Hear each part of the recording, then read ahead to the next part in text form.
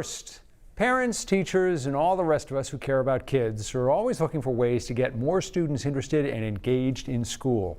At the same time, businesses all over Maine are struggling to find the workers they need. The leaders and teachers in the small school in the town of St. George think they have the right idea. Starting from the youngest kids to the oldest, they want them learning with both their minds and their hands. Here's 207's Don Kerrigan with the story of how they're doing it. Okay, everyone's ready. Now you have a tool pouch in there. Can you take your tool pouch out? Chris Levitt is a building contractor, not a teacher. But in this first grade class, today's lesson is about tools. Does everybody have a hammer in their box? Teaching kids to use tools is a symbol of hands-on learning at the St. George School. Down and turn. And this approach covers just about everything, from driving nails. And just keep doing that until the nail goes in. To using computers and 3D printers to build rockets. Having students believe that they can create things, help them believe that they're capable of doing other things. Their motto is hands-on, minds-on. And Superintendent Mike Felton says it connects with the kids. It helps kids engage with whatever they're doing and make it real. When they can apply their knowledge and see it shaping something, creating something, it just has more meaning.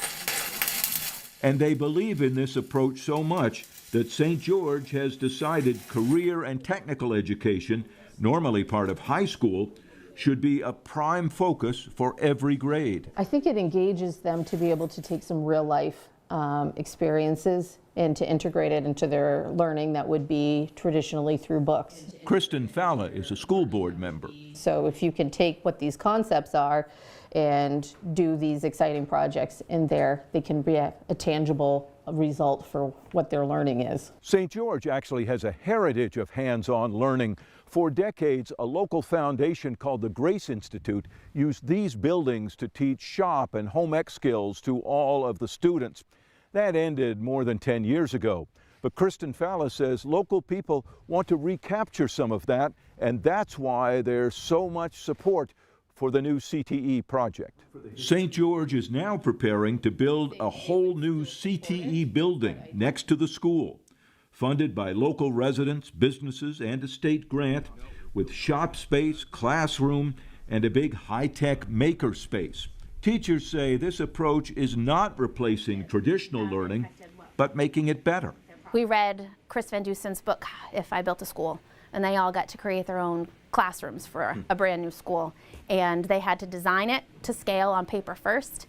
And they were using what we had learned in math class about measurement. And then I just gave them a bunch of materials and said, now build it. And Ruth Thompson, I went to school here.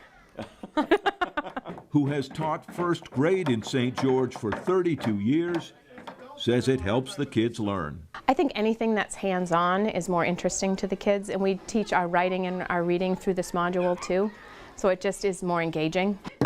And besides better learning, people in St. George hope these early lessons What's the Phillips look like? can interest more kids in pursuing the building trades and technical jobs when they grow up. We want our kids to have the skills to meet existing labor force demands and create the businesses and industries of the future. We want our kids, when they graduate, to have the option to be able to find positions and occupations in their town, in their rural community, that are meeting needs of the rural communities and where they can make a decent living. There's kids that are learning robotics, and there's going to be kids that are going to learn carpentry, and they're going to learn all of it and see which way that they end up. Get the screw started. And builder Chris Levitt, who's also on the board for this project, says it's about the future of their town. If we can interest just 3 kids in that room, just in this school, to come into the building trades and help bring up the future, then everything that CTE has to offer is going to make it worth it.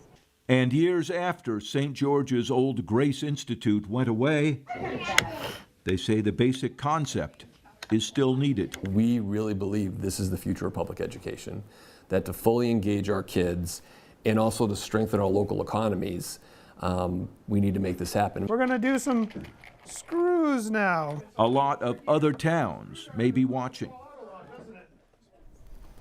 So they hope to have all the money in hand to start building next year. They say that people, businesses in the state have provided more than $1.5 million so far, which was the original goal, but construction costs have gone up, so they're going to have to raise more money before construction begins.